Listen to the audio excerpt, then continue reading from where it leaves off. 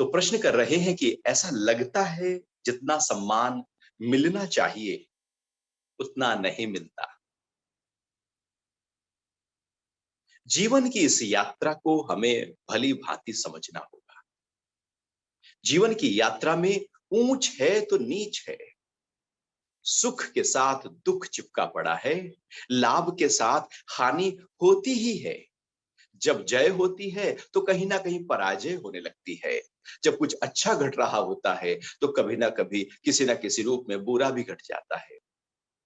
जब कहीं मान होता है तो अपमान भी किसी ना किसी रास्ते से किसी व्यक्ति के माध्यम से होने लगता है। यहाँ ये दोनों चीजें साथ साथ घटती रहती है, आगे पीछे घटती रहती है। इनसे बचा नहीं जा सकता। यदि आप मान का सुख भोग लेना चाहते हैं तो अपमान को भी आपको फिर सहन करना होगा।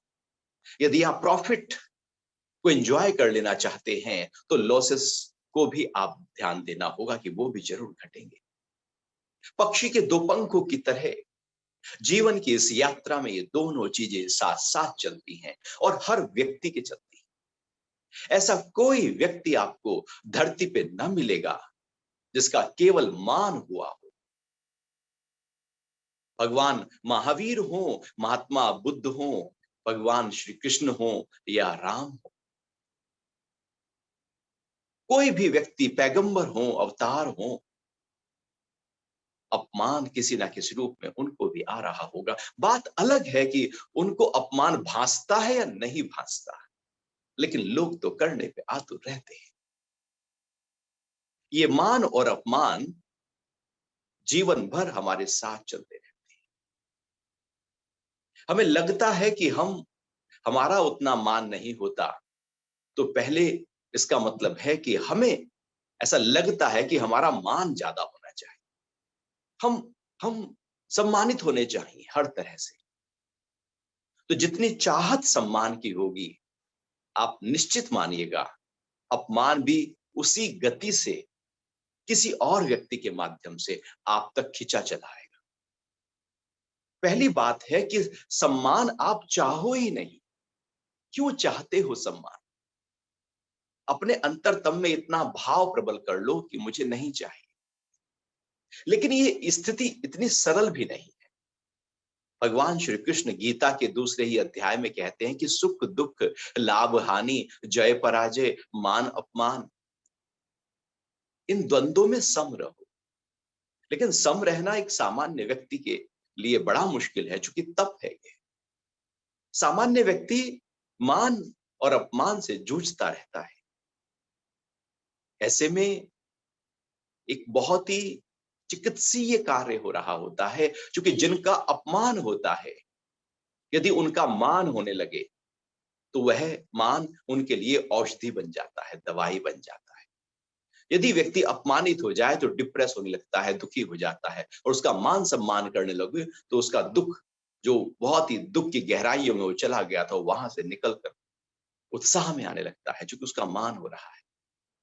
ये औषधि है कि यदि दुख घट रहा हो जीवन में किसी के, तो उसको सुख दे दो, उसका दुख कहीं शांत होने लगेगा। कहीं पराजय हो गई हो तो कहीं जीत दिखा दो, उसका पराजय का जो दुख आया था वो कम हो जाएगा। अपमान हो रहा हो तो उसका मान करने लगो। असलियत में ये हमारे मनोवैज्ञानिक तरीके से कार्य करने वाला एक चिकित्सीय पहलू भी है, जो बहुत ही बारीकी से हम समझकर सोसाइटी में उसको ध्यान रखते हुए, घर में उसको ध्यान में रखते हुए इन सब चीजों को प्रयोग में लेकर आते हैं। लेकिन हमें यह भी देखना होगा कि हम जब किसी से व्यवहार करें, बात करें, उसके साथ कर्म करें, तो उसके प्रति मान और सम्मान का भाव हमारे अंदर जरूर हो, भले वो छोटा बच्चा ही क्यों ना हो। आप देखो, छोटे बच्चे को आप अपमानित भाषा से बात करो, असभ्य भाषा से बात करो, उसके तेवर कुछ अलग हो जाएंगे, क्योंकि उसकी जो अंदर की चेतना है वो उसको अनुभव कर रही है। बुजुर्ग हो या बच्चा, किसी भी उम्र में आप कभी भी किसी से बात कर रहे हो तो आप पहले मान दो, आप पहले सम्मान दो, आप पहले सत्कार करो। और उस व्यक्ति का सत्कार थोड़ी हो रहा है, उसके अंतरतम में बैठे हुए जो परम पिता परमात्मा है, वो तो उनके अंदर भी है, तो मेरे अंदर भी है। हम उसको सत्कार दे रहे हैं। व्यक्ति को कोई शरीर का सत्कार थोड़ी होता है। तो आप जब सत्कार के भाव में, मान सम्मान के भाव में अपने आप को लेकर आते हैं, आपके हाव भाव, आपकी भाषा, आपके बॉडी लैंग्वेज पूरी तरह से, और भाव सब मान के प्रति जब पूरी तरह से ओतप्रोत हो, तो आप देखिएगा लौट कर भी उसी तरह से सम्मान के शब्द आप तक आने लगे। जब आप पहाड़ी पर खड़े होकर तू बोलते हैं, तो लौट कर गूंजती हुई शब्द की आवाज तू आ जाती है, और जब आप बोलते हैं तो आप आ जाती है। पूरी प्रकृति की इकोसिस्टम है। यहां जो फेंका जाएगा वही लौट कर आ जाएगा। आप जब सम्मान देते हैं तो लौटकर सम्मान आ जाता है। जब आप अपमान करते हैं, आपने अपमान किया यहां किसी का, और प्रकृति ने किसी दूसरे रूप से, किसी दूसरे व्यक्ति के माध्यम से आपका अपमान कर दिया। हो सकता है जिसका आपने अपमान किया वो आपका अपमान न कर पाए, पद में छोटा हो, उम्र में छोटा हो, संबंध में छोटा हो, किसी ना किसी रूप से छोटा हो, वो सीधे रूप से आपको कुछ कह ना पाए, मन में जरूर कहेगा, लेकिन सीधे रूप से भी कोई और व्यक्ति आपका ही हो सकता है, घर वाला हो, कोई बाहर का हो, कोई ना कोई अपमान कर देगा, चूंकि ये कर्म का सिद्धांत सीधे तौर पर कार्य करता है। आप अपमान न करें, यहां से शुरू करें, तो मान आएगा। अभी क्या होता है कि हम केवल मान चाहते हैं, लेकिन ये नहीं देखते कि मैंने कितनी बार किस किस का अपमान किया है। हम केवल मान चाहते हैं, लेकिन मान शायद करते नहीं। अपमान करें, लेकिन चाहे ना, तो मान कैसे करेंगे? असलियत में सिखा दिया जाता है कि मान करने के लिए ना बड़ी नम्रता के साथ में आप शब्दों का प्रयोग करो, भोली भाषा। जैसे छोटे बच्चों को जब कुछ जरूरत होती है, चॉकलेट चाहिए, तो बड़े प्यार से बोलते हैं, मम्मी मम्मी मम्मी, बड़े प्यार से, क्योंकि उनको पता है ये बहुत ही नम्रता की मधुर भाषा में जब हम किसी के सम्मान को जगाएंगे, तो वो हमारे लिए कार्य करना शुरू कर देंगे। और ये बचपन से ही सीख लेते हैं, और उम्र भर यही भाषा हम सीखे हुए होते हैं। जब हम किसी का मान कर रहे होते हैं, तो हमारी भाषा तोती हो जाती है, पूरी तरह से बिल्कुल ऐसे नम्रता के साथ हम बात करते हैं। लेकिन वो जो भाषा है वो स्वार्थ वाली होती है, क्योंकि हम मान उसी का करते हैं जिससे हमें कुछ चाहिए। जब कुछ चाहिए तब मान करते हैं, और जिससे चाहिए यदि वो ना दे, तो उसका अपमान करने लगते हैं। इसका मतलब ये हुआ कि पहले जो मान था वो झूठा था, दिखावटी था, बनावटी था। जब तक ना मिला कुछ, तब तक तो मान किया, और जब मिल गया और आगे मिलने की उम्मीद नहीं, या अब आगे जो चाहा वो नहीं मिल रहा, तो अपमान करने पे उतारू हो जाते हैं। तो वो मान हमारा झूठा है, दिखावटी है, बनावटी है। जब हम ही मान झूठा कर रहे हैं, तो लोग हमारे साथ भी झूठा ही मान करें। आप सच्चे भाव में आपको आना होगा। मान किसी स्वार्थ के आधार पर नहीं हो, बल्कि आपका एक व्यक्तित्व ऐसा बन जाए। क्योंकि सबसे महत्वपूर्ण होती है हमारी भाषा। भाषा से ही पता लगता है कि कोई व्यक्ति हमारा मान सम्मान कर रहा है या अपमान कर रहा है। तो भाषा में यदि सम स्थिति आ जाए, कि एक जैसे आप भाषा का प्रयोग करें, उसमें ऊंच नीच ना हो, उसमें तेवर ना हो, उसमें तेजी ना हो, उसमें अहंकार ना हो, बस एक जैसी समभाव में जब भाषा का प्रयोग किया जाता है, तो आप सबके लिए सम्मान कर रहे होते हैं, क्योंकि आपने अपने अंतरतम में उस संतुलन को अनुभव किया होता है। तो भाषा को इस तरह से रखें कि वो एक जैसी हो, अन्यथा भाषा में ऊंच नीच आने लगेगी। कभी तो सम्मान होगा और कभी अपमान आएगा। और ऐसे ही होता है, ऑफिस में लोग जाते हैं, मान लो किसी को बॉस ने डांट दिया, खूब अच्छी तरह से आज डांट पड़ गई, कोई काम सही नहीं किया था। अब वो बॉस चूंकि बड़ा है, सब कुछ उसी के हाथ में टिका हुआ है, सारी नौकरी उसके हाथ में टिकी हुई है। अब बॉस से कैसे वो बदला, बॉस के प्रति कैसे वो उसको अपमान करे, कैसे वो क्रोध में आए, वो नहीं आएगा, वो खून के घूंट पी जाए। वो अपमान के घुट पी जाए। अब पी तो लिया उसने, बाहर तो निकालना है उसको। फिर वो ऑफिस से चलता है और तेजी से कार चलाता है। कार भी ऐसी, मान लो कोई यदि किसी से जरा सी टकरा भी जाए तो एकदम क्रोध में वो आग बबूला हो जाता है, क्योंकि वो अपमानित कहीं और हो चुका है, वो किसी और को अपमानित कर देना चाहता है। फिर वो घर पे आता है, नीचे देखता है उसकी कार पार्किंग में किसी ने कार लगा दी है। वो उसको बुलाने की कोशिश करता है, जब वो व्यक्ति आता है तो बड़े अपमानित शब्दों में वो बोलना शुरू कर देता है, क्योंकि वो अपमान कहीं से उसका हो रहा था। फिर वो घर पे आता है और पत्नी के ऊपर भारी भरकम शब्द निकालता हुआ क्रोध करना शुरू कर देता है। अब क्या हो रहा है? अब पत्नी को जब उसने भारी भरकम शब्द दिए तो उसको उसका अपमान हो गया, उसका अहंकार हिल गया, उसको ठेस लग गई। अब वो क्या करे? पति को तो कह नहीं सकती, पति को कहे तो लड़ाई हो जाएगी। अब वो अपमान के शब्द पी लेती है और फिर वो बच्चों के ऊपर निकालती है। अब बच्चे क्या करें? उस अपमान को वो पी लेते हैं, चूंकि माँ पर कैसे बोले, वो घर के बाहर जाते हैं, पत्थर उठाते हैं, कुत्ते को फेंक के मारते हैं। तो वो एक सिलसिला शुरू हो जाता है, कहीं ना कहीं व्यक्ति अपने से नीचे में अपना जो क्रोध है वो निकाल रहा होता है, अपने से नीचे को अपमानित कर रहा होता है, क्योंकि ऊपर वो अपमानित होकर आए, अंदर व्यक्ति रख नहीं पाता। और वैसे भी जब क्रोध अंदर आ गया है तो या तो उसको हम चैनलाइज करने की आर्ट सीख लें, क्रोध को करुणा में बदल दें, या वो जो अपमान हुआ है, वो जो क्रोध हमारे अंदर फूटा है, उसको हम इस तरह से बाहर निकालें जैसे कि आप वॉक कर लें। वॉक करते हुए, एक्सरसाइज करते हुए, हाथ को भींच के, मुट्ठियों को भींच के, दांतों को भींच के, नृत्य करके, कुछ स्पोर्ट्स एक्टिविटी करके, कुछ करके उस नेगेटिव एनर्जी को रिलीज कर दीजिए। स्नान करके, स्विमिंग करके नेगेटिव एनर्जी को रिलीज कर दीजिए। अन्यथा वो नेगेटिव एनर्जी किसी ना किसी रूप से बाहर निकलेगी और जो भी सामने आएगा वहां पर उसका प्रभाव जाएगा, और यही करके हमारे संबंध कमजोर पड़ने लगते हैं। संबंधों की डोर कमजोर कब पड़ती है? जब एक दूसरे को अपमानित किया जाता है। आप सम्मान में रहें, आप केवल दूसरे का मान करते जाएं, कभी कमजोर नहीं पड़ेगी आपकी डोर संबंधों। लेकिन अपमान ही करते रहो तो आप, ऊपर से तो दिखावे के लिए परिवार होता है, लेकिन अंदर पूरी तरह से बिखरा होता है, क्योंकि वो तो सम्मान की डोर से बंधे हुए, वो तो देखभाल की डोर से बंधे हुए, वो तो सत्कार की डोर से बंधे हुए हैं। वो डोर तो हमने काट ही दी है।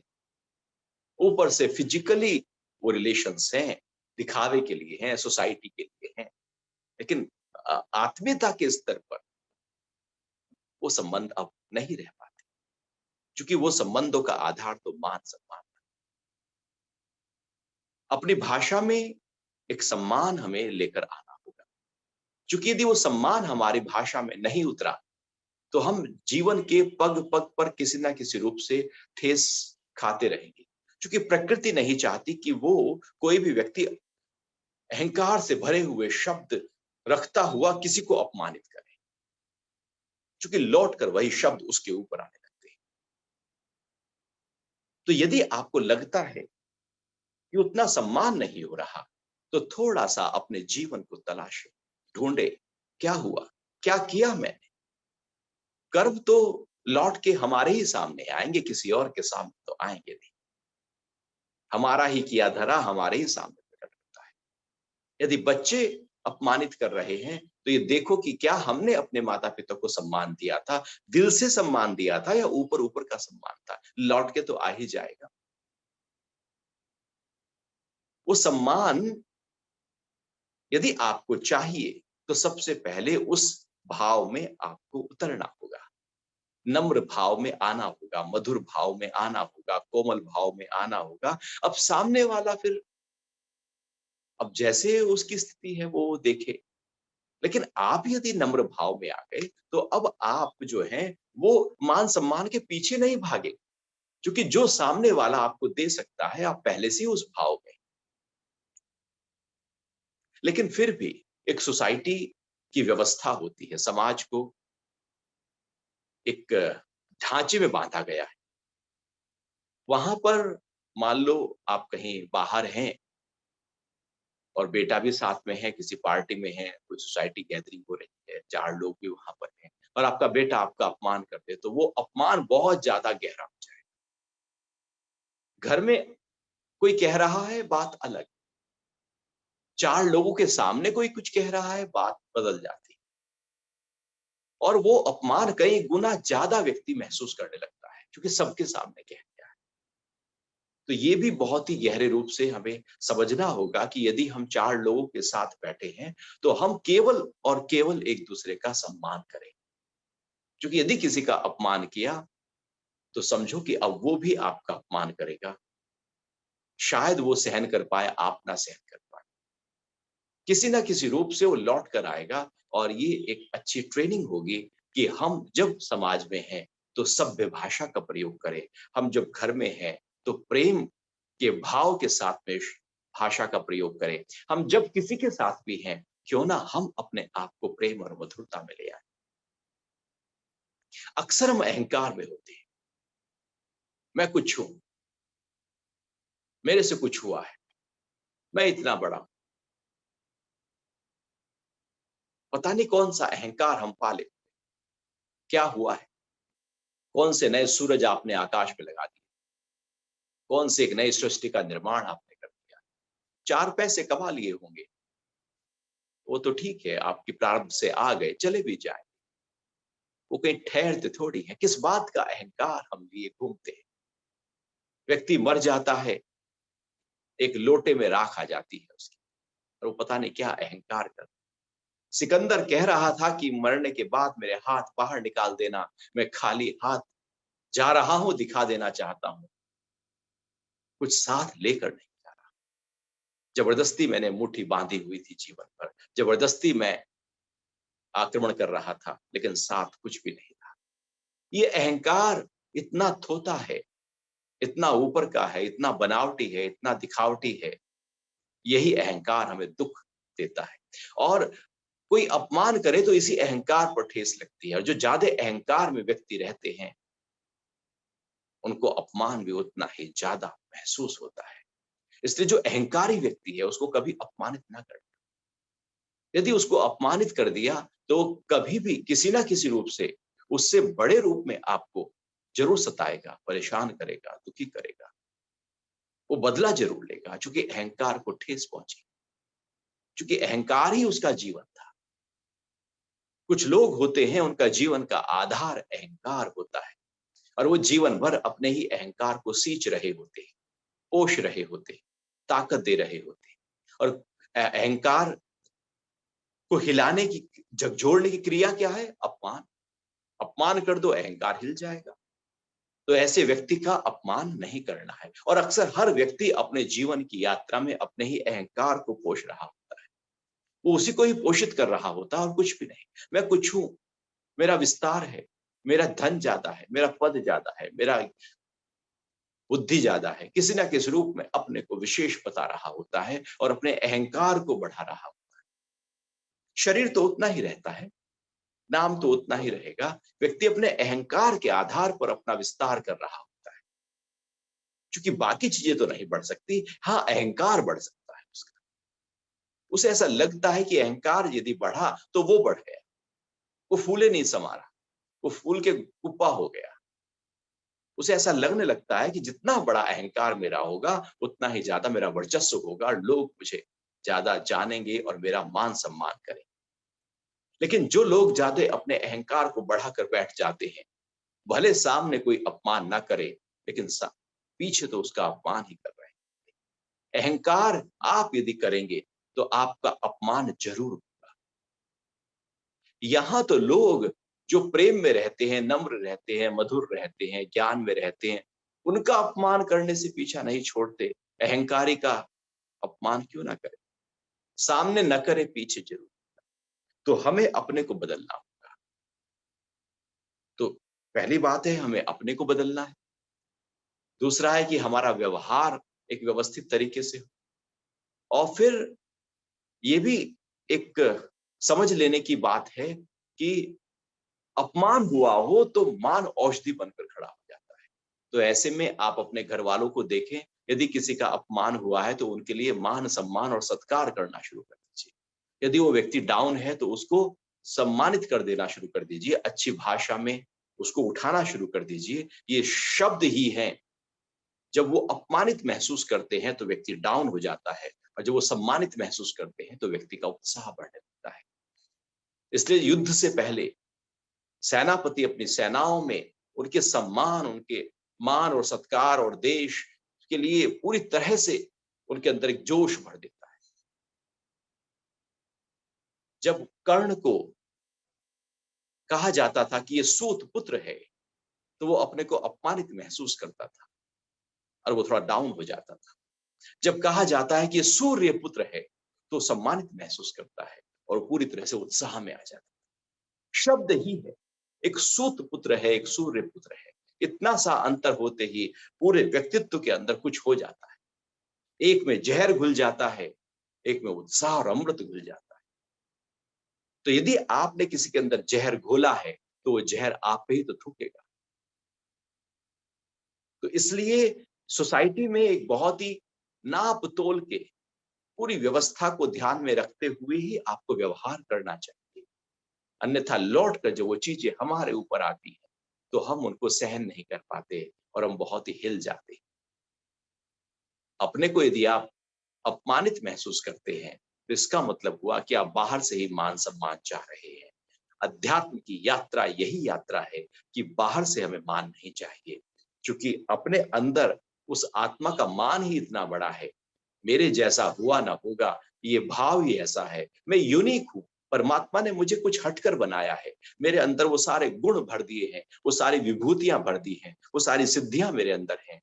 लेकिन हम उनको दबा कर बैठे हैं और किसी की एक फूल माला, ₹5 की फूल माला के लिए हम सोचते हैं कि मैं सम्मानित हो गया।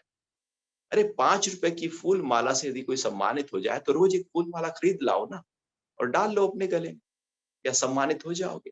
दूसरों के आधार पर मान सम्मान के पीछे ना पड़ो। जितना पीछे पड़ोगे, लौट कर अपमान आने लगेगा। अपने अंतरतम में अपने मान को बढ़ाओ और अपने व्यवहार में कुशलता ले आओ और फिर देखो जो हो सो हो। क्योंकि लोगों का क्या, वो तो अपने भाव के साथ चलेंगे। यदि उनके अंदर क्रोध भरा पड़ा है, तो वो तो सामने वाले को अपमानित ही करें। लेकिन बदल कर आप ना करना। यदि कोई आपको अपमानित कर रहा है और आप भी उसको अपमानित कर रहे हैं, तो फिर तो सिलसिला बढ़ गया, फिर तो वो घटा नहीं, अपमान ही तो था। द्रौपदी ने बोल दिया था, अंधे का पुत्र अंधा, दुर्योधन को अपमान महसूस कर लिया। महाभारत का युद्ध खड़ा हो गया, सब मर गए, एक अपमान का बदला ले। अपमान के जो जो चोट है वो बहुत ही गहरे स्तर तक जाती है। इसलिए आपके शब्द फूल जैसे बिखरे, अपमान वाले बिल्कुल नहीं होने चाहिए। अन्यथा सामने वाला किसी ना किसी रूप से आपके ऊपर पलटवार करने लगता है। तो आप नम्र रहो, कोमल रहो, प्रेम में रहो, शांत भाव में रहो, समभाव में रहो। आपकी भाषा में समता दिखाई दे, सबके प्रति सम्मान करो। आप सड़क पर हैं, बाहर हैं और आप किसी सेवाधारी से बात कर रहे हैं घर में, या बाहर रिक्शा वाले से बात कर रहे हैं, आप सब्जी खरीद रहे हैं, आप कुछ भी कर रहे हैं, उसके अंदर भी वही दिव्यता है जो आपके अंदर है। उसको भी उतना ही मान सम्मान दो जितना आप किसी और को देते हो। आप पाएँगे कि आपके अंदर जो अपमान का भाव है, वो धीरे-धीरे यूँ ही जाता चला जाएगा। हरि ओम।